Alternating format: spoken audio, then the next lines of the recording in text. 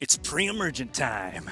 As temperatures hit 70 degrees, which it'll start to reach for after Labor Day depending on your location, it's a good idea to lay down a pre-emergent barrier to prevent those winter weeds from cropping up in your yard. I do this every fall and spring, and because of it, my grass is basically weed-free all year long. People wonder why. I tell them pre-emergent. But what do you get if you don't have a sprayer, are at a big box store, and are looking for a budget-friendly granulated pre-emergent option? Well, I'm glad you asked. Here are 3 budget-friendly options based on your yard size. Now, if you have a yard that's 10,000 square feet or less, I've found that the Anderson's Barricade is fantastic. Now, it's a little more spendy than a generic pre-emergent, but I really like how small the prills are, which seem to help it break down more quickly than the big prill sizes. That matters to me because I'm always afraid that my pre-emergent is going to get washed away before it forms that pre-emergent barrier. You can find some of these in my showcase. Now, these typically come in an 18-pound bag, which can cover almost 6,000 square feet,